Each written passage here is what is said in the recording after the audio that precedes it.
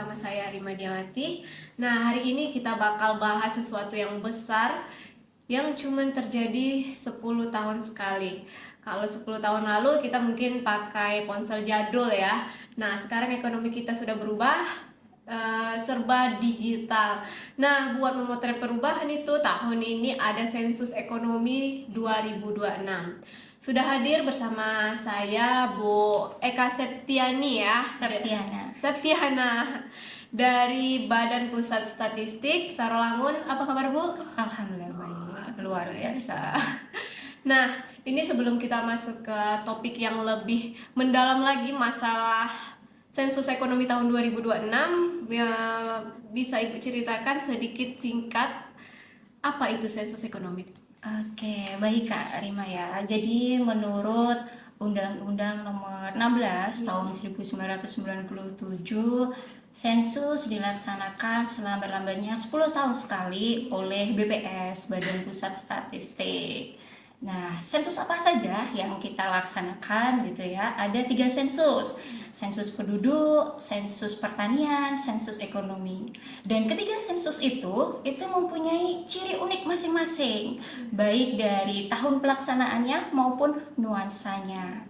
Jadi kalau sensus penduduk itu dilaksanakan tiap tahun yang berakhiran 0, 2010, 2020 gitu. Sedangkan sensus pertanian dilaksanakan untuk tahun yang berakhiran 3, 2013, kemarin juga 2023. Nah, untuk sensus ekonomi itu dilaksanakan untuk tahun yang berakhiran 6. Makanya tahun ini kita ada sensus ekonomi 2026 atau Mbak Rima dan Sobat Data dimanapun berada bisa menyebutnya dengan SE 2026. Jadi ada sync in-nya Mbak.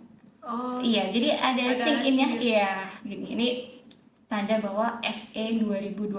Gitu. Selain dari tahun tadi yang saya sebutkan tadi, nuansa gitu. Kak Rima melihat hari ini saya pakai orange gitu ya. Jadi sensus ekonomi ini nuansanya orange gitu. Jadi tahun ini kami akan mengorangekan gitu ya sekitar kita. Iya. Nah, ini kenapa ya sensus ekonomi itu sangat penting bagi masyarakat? Iya, jadi perkembangan ekonomi Indonesia itu terus berkembang ya Kak ya. Ini saya manggilnya Kak atau Mbak ini? Kak bisa juga. Kak bisa juga. Orang Jawa, orang Sumatera? Orang Sumatera. Orang Sumatera, jadi Kak aja ya. Oke. Jadi perkembangan ekonomi Indonesia itu terus berkembang ya Kak ya. Dan dalam prosesnya pasti menemukan tantangan gitu, menemukan peluang gitu. Baik di pasar domestik maupun pasar global. Di sisi lain, dalam menentukan kebijakan yang tepat, utamanya kebijakan ekonomi, diperlukan data yang akurat dan menyeluruh. Nah, sensus ekonomi 2026 ini merupakan langkah strategis kita gitu ya untuk mendapat potret gitu ya, untuk mendapatkan potret gitu nyata kondisi perekonomian Indonesia. Tentunya data yang dihasilkan dari sensus ekonomi ini akan menjadi landasan penting untuk menetapkan kebijakan ekonomi yang berkelanjutan dan berdaya saing gitu. Nah, karena BPS ingin menjangkau seluruh lapangan usaha secara menyeluruh, maka BPS ingin melibatkan seluruh elemen masyarakat untuk berpartisipasi aktif gitu ya dalam kegiatan sensus ekonomi 2026 ini. Gitu ya. Nah, Bu, kita langsung aja nih. Ya. Nah, pelaku usaha yang tanya kenapa sih harus ada sensus lagi? Gini Kak, kenapa pelaku usaha ini ya? Kenapa seandainya ada pertanyaan dari pelaku usaha, kenapa harus ada sensus gitu ya? Oke. Jadi antara pelaku usaha dengan pemerintah itu kan saling menguntungkan, saling apa ya? Ada kaitannya gitu ya. Jadi kalau pelaku usaha tentunya dalam menentukan atau mengeksekusi rencana bisnisnya itu kan membutuhkan data dari pemerintah. Oke. Sedangkan dari pemerintah itu sendiri butuh pelaku usaha. Kenapa? Karena pelaku usaha itu merupakan motor penggerak perekonomian. Jadi aktivitas ekonomi itu ada karena ada aktivitas produksi barang maupun jasa dari pelaku usaha itu sendiri. Dan tadi sensus Ya. ekonomi 2026 atau ini lebih enaknya SE 2026 gitu ya Kak ya. Jadi SE 2026 ini merupakan peluang emas bagi seluruh pelaku usaha gitu ya untuk mendapatkan potret nyata kondisi ekonomi saat ini sehingga dalam mengeksekusi rencana-rencana strategis usaha itu bisa berdasarkan data yang baik gitu. Contohnya katakanlah kakak seorang investor gitu ya. Tentunya ketika kakak ingin melakukan investasi, kakak kan membutuhkan analisis sektor mana aja gitu, lapangan usaha mana aja yang bisa dikembangkan lagi nih gitu, yang berpotensi nih di wilayah ini gitu. Makanya kami bilang SE 2026 ini merupakan peluang emas bagi pelaku usaha gitu. Nah, nih bagaimana nih cara pendataannya? Nah, Badan Pusat Statistik terus melakukan inovasi Kak. Sensus Ekonomi 2026, 10 tahun yang lalu berarti SE 2016 itu kita masih menggunakan kertas ya Kak ya. Jadi petugas kami berkunjung door to door dari rumah ke rumah menggunakan kuesioner. Tapi BPS terus melakukan inovasi. Untuk SE 2026 ini kita ada dua moda, dua cara, yaitu CAPI dan CAWI gitu. Jadi Apa itu CAPI? petugas akan melakukan pendataan gitu ya. Kalau CAPI itu petugas akan melakukan pendataan dari rumah ke rumah dibantu dengan alat elektronik seperti HP. Itu Gitu. CAPI ya? Iya, kalau CAWI berarti responden akan mengisi sendiri link yang kami share, kami blast gitu. Jadi pengisiannya secara mandiri, baik lewat WA maupun lewat email gitu. Nah, balik lagi tadi saya lupa. Ini siapa saja yang terlibat? Semuanya Kak, seperti yang saya sampaikan tadi bahwa BPS ingin melibatkan seluruh elemen masyarakat. Kalau tadi Kakak menanyakan apa sih pentingnya SE untuk pelaku usaha gitu. Tentu Kakak akan bertanya-tanya. Sobat Data di rumah juga akan bertanya-tanya gitu ya. Apa pentingnya SE bagi masyarakat gitu. Kenapa masyarakat harus melibatkan diri gitu. Kita sama-sama tahu Kak bahwa kebijakan pemerintah itu sasaran utamanya apa? Masyarakat. Nah, jika masyarakat gitu ya berpartisipasi aktif dalam sensus ekonomi 2026 itu mendorong semuanya baik pelaku usaha maupun masyarakat non pelaku usaha untuk mensukseskan ekonomi 2026, tentunya data yang dihasilkan dari SE 2026 ini dapat memotret kondisi nyata ekonomi saat ini. Dan ketika data itu digunakan untuk merancang gitu ya kebijakan gitu ya pembangunan nasional gitu, hilirnya kemana? Ke masyarakat.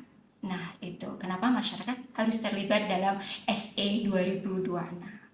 Nah, kapan itu akan dilakukan?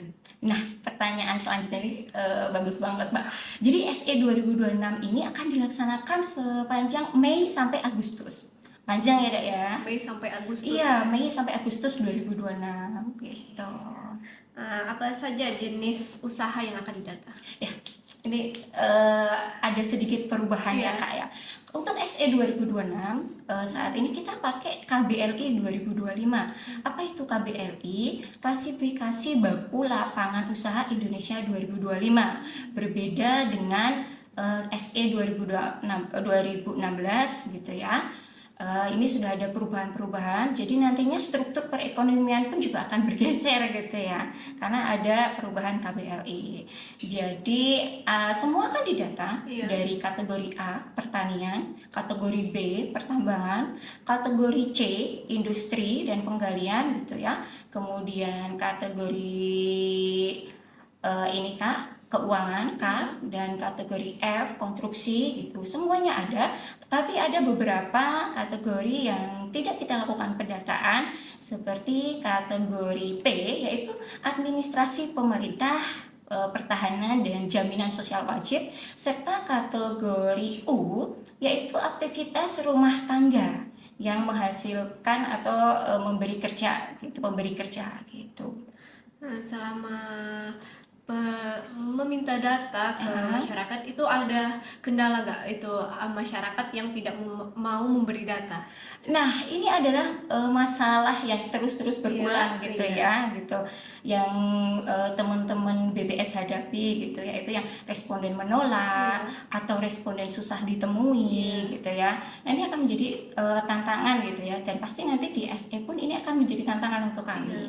Cuma secara teknis, secara kelembagaan, sensus ekonomi ini sebelum petugas itu turun ke lapangan gitu ya, kami akan berkoordinasi dulu dengan aparat desa.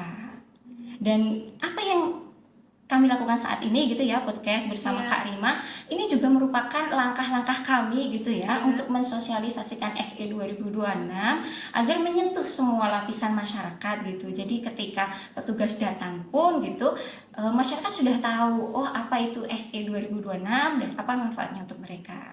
Tapi secara kelembagaan pun kami juga berkoordinasi gitu ke semua OPD, ke kantor camat gitu ya, ke kantor desa, kelurahan, dan nantinya pasti petugas sebelum turun ke lapangan juga akan meminta izin ke RT gitu atau satuan lingkungan terkecil di sana gitu. Selama turun lapangan ada nggak masyarakat yang menolak untuk memberi datanya? Selama ini Iya. ada, pasti ada Kak, ada. Gimana seperti itu caranya untuk biar mereka itu yakin kalau data tersebut bakalan aman?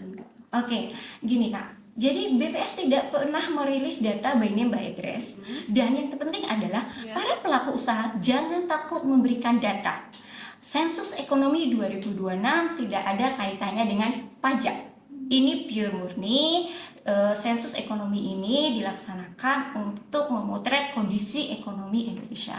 Apalagi saat ini ya Kak ya, kita tahu gitu ya, sensus ekonomi 2026 adalah sensus ekonomi, satu-satunya sensus ekonomi gitu ya, yang dilakukan setelah kondisi COVID. Nah, kita tahu ya COVID 2020 itu seperti apa gitu. Dan apakah kondisi ekonomi Indonesia, struktur ekonomi Indonesia atau tepatnya di Sarolangun, karena kita di sini di Sarolangun itu masih sama seperti sebelum COVID gitu. Jadi peluang-peluang bisnis apa yang saat ini lebih gitu ya berpeluang untuk dikembangkan setelah COVID gitu. Nah, itu menjadi penting gitu. Sangat berguna ya. Iya. Nah,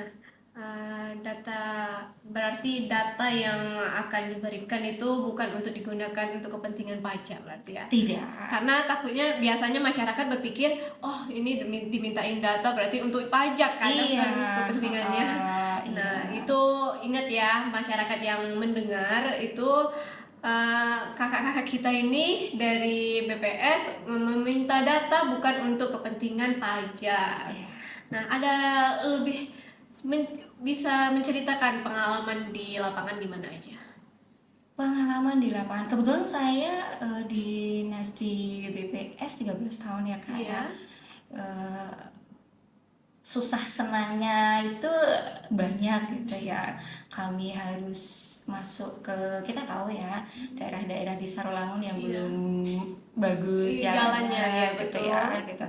Tapi ya itu karena integritas, amanah dan profesional itu tadi, insya Allah BPS siap melaksanakan pendataan gitu.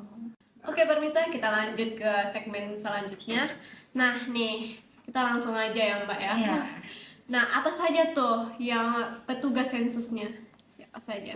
Oke, ini tentu dinantikan oleh sobat data di pemirsa ya semuanya gitu. Karena sensus ekonomi ini dalam melakukan pendataan gitu ya, kami biasanya bekerja sama dengan mitra, Iya. mitra BPS gitu. Itu melalui proses rekrutmen gitu.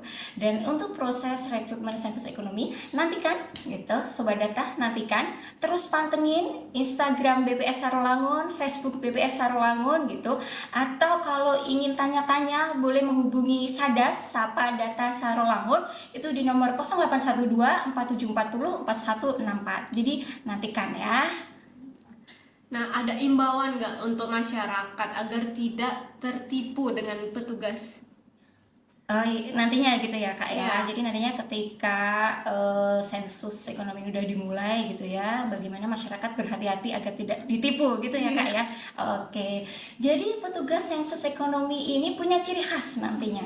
Seperti yang saya sampaikan ke Kak Irma tadi ya. Iya. Kita punya nuansa orange gitu. Jadi nanti ada ID card-nya resmi dari BPS, ada surat tugasnya juga gitu. Dan ada beberapa identitas yang nanti bernuansa orange. Kalau sebelum-sebelumnya itu ada topi, rompi gitu ya, dan itu nuansanya orange gitu. Jadi itulah yang menjadi ciri khas petugas sensus ekonomi gitu. Oke.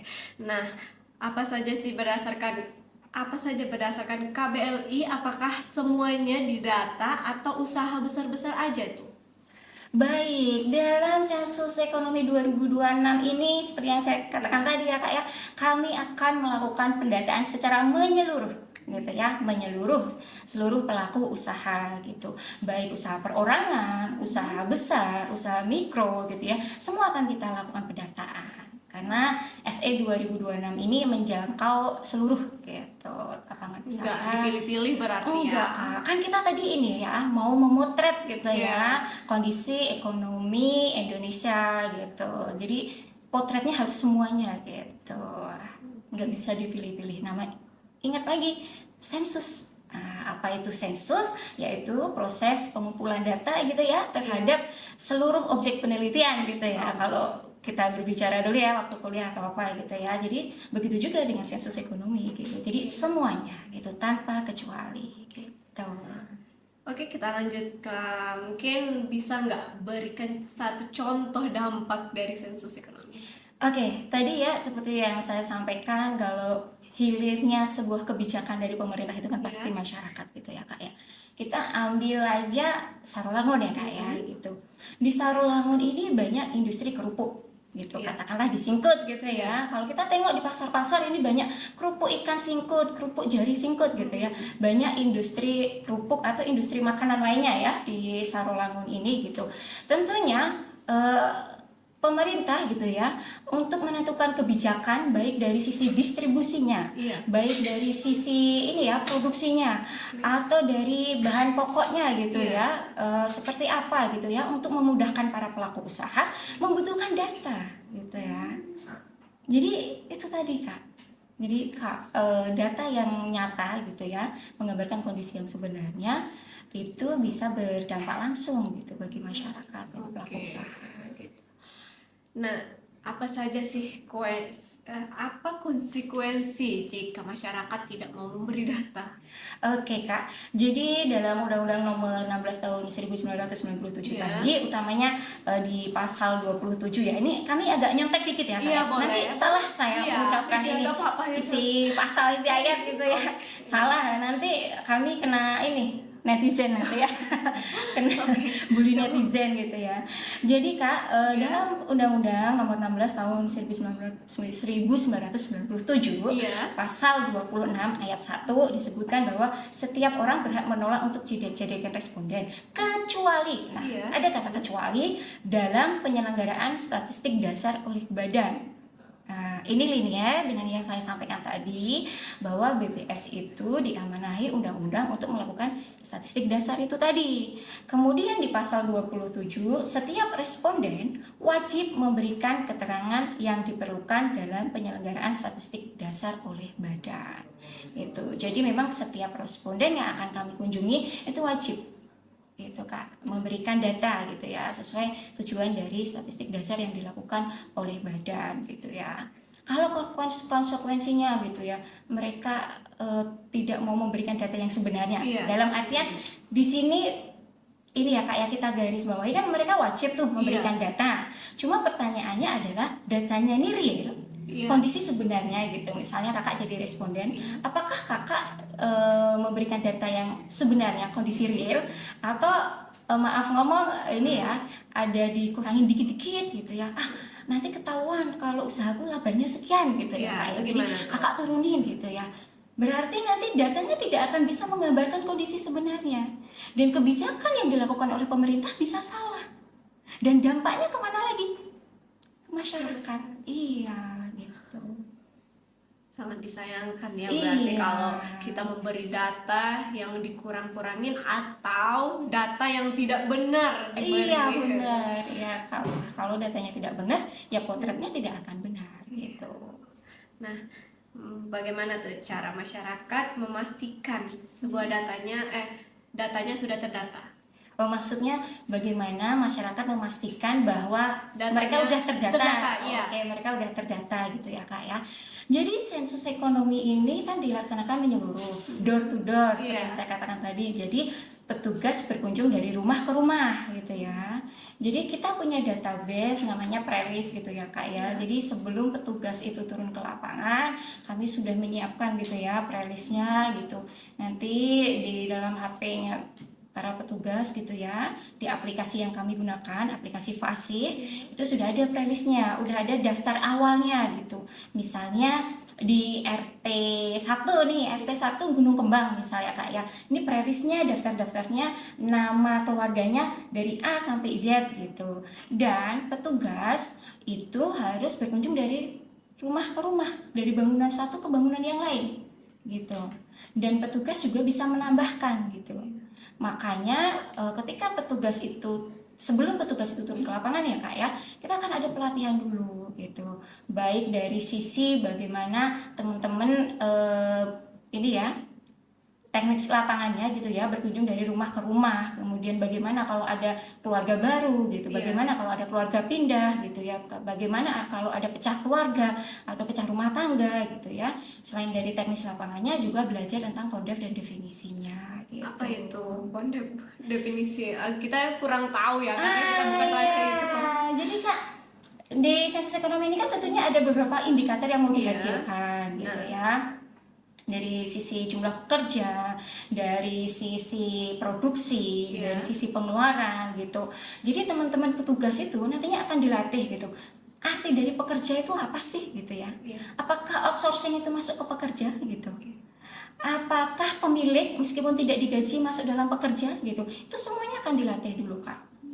Jadi setelah open recruitment, terus kemudian ada pelatihan, baru turun ke lapangan. Balik lagi ke tadi ya Kak Iya, ya, bagaimana memastikan masyarakat sudah terdata tadi. Uh-uh. Nah itu tadi dibekali dari prelis, kemudian turun dari berkunjung dari satu rumah ke rumah lain, tidak boleh ada yang terlewat, dan kemudian juga ada pengawasan secara berlapis Kak. Gimana Jadi, itu? jadi kalau struktur petugas di lapangan kami ya Kak ya, ada yang namanya pencacah gitu ya, pencacah lapangan, ada yang pengawas lapangan, ada yang koordinator gitu. Jadi ketika PCL melakukan pendataan, terus itu sudah disubmit hasil pendataannya, kemudian jenjang di atasnya ada pengawas lapangan, dia harus memastikan bahwa data itu sudah benar gitu, tidak ada yang aneh-aneh gitu, kalau istilahnya anomali gitu ya Kak ya. Misal gitu, pekerjanya 5, kok gajinya cuma 1 juta sebulan gitu ya, logis nggak gitu kan. Nah itu tuh berjenjang Kakak pola pemeriksaannya, baik dari sisi isian maupun dari sisi lapangan gitu. Kemudian dari PML naik lagi, ada yang namanya koordinator gitu. Jadi insya Allah tidak akan terlewat karena sistem kami berkunjungnya dari rumah ke rumah. Selama ini nggak ada Tapi- terlewat berarti ya? Insya Allah tidak ada. Tapi nih ya, bagi seluruh masyarakat, jika Bapak Ibu merasa gitu ya, sekitar Bapak Ibu semuanya sudah didata, tapi kok sampai akhir pendataan, sampai Agustus 2026, Bapak Ibu kok merasa belum didata, silakan lapor gitu. Lewat Sadas tadi juga bisa, berkunjung langsung ke BPS juga bisa gitu, melapor ke Ketua RT juga bisa gitu. Nah, kalau melewat Sadas itu gimana ya? Oke, jadi kami ada namanya Sapa Data Sarolangun gitu ya Kak ya. Di nomor tadi yang saya sebutkan 0812 4740 4164. Jadi nanti itu merupakan layanan WA gitu ya Kak ya. Jadi ketika nanti masyarakat lapor lewat situ ya, halo Min gitu ya, halo Kakak gitu, kok kami belum didata ya gitu. Otomatis kan nanti operator dari Sadas gitu kan akan menanggapi dan melakukan cross check gitu ya, secara berjenjang tadi gitu. Apakah memang terlewat di data atau memang belum sampai ke rumah yang bersangkutan gitu. Nah, selama turun ke lapangan ada nggak sih kendala-kendala? Kendalanya ya Kak ya banyak. Kalau kendala, itu. kami bilangnya banyak gitu ya. Dari sisi Medan, Iya. kita tahu tadi yang sebutkan tadi dari sisi Medan tidak semua jalanan itu mulus. Kemudian dari sisi waktu, kita tahu ya masyarakat Sarolangun ini lebih banyak usahanya berkebun.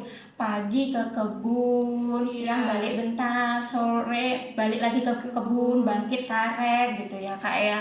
Jadi itu adalah tantangannya bagi petugas kami Kak, bagaimana dia memanajemen waktu untuk menyelesaikan tugas pendataan tadi. Biasanya malam tuh Kak, sore atau malam. Oh, Iya. berarti malam berlangsung juga itu? Iya, malam pun berlangsung. Itu nggak ada kenal waktu berarti. Iya, nggak ada kenal waktu. Oke. Nggak ada kenal waktu, tapi tetap mengutamakan kesehatan dan keselamatan. Masya Allah. Oke, ini kita lanjut. Nah, apa sih Mbak harapan BPS terhadap sensus ekonomi 2026? Oke, harapannya sensus ekonomi ini dapat berjalan dengan sukses, dengan baik, dan seluruh elemen masyarakat mendukung berpartisipasi aktif dalam SE 2026. Boleh Mbak mau beri himbauan untuk masyarakat sebelum kita closing? Baik, sahabat data, sobat data, masyarakat, mari sama-sama sukseskan sensus ekonomi 2026. Jangan pernah khawatir, jangan pernah takut bahwa ini ada kaitannya dengan pajak. Data nyata yang Bapak Ibu berikan memberikan dampak yang luar biasa bagi perencanaan kebijakan dan pembangunan nasional Indonesia. Mari sukseskan sensus ekonomi 2026, mencatat ekonomi Indonesia. Oke, terima kasih Mbak Eka. Luar biasa penjelasannya. Jadi sahabat data, mari kita sukseskan sensus ekonomi 2026. Terima kasih petugasnya berikan datanya. Terima kasih Bu atas waktunya. Saya Ya, Rima Kak, pamit sama-sama. undur diri. Sampai jumpa di episode selanjutnya.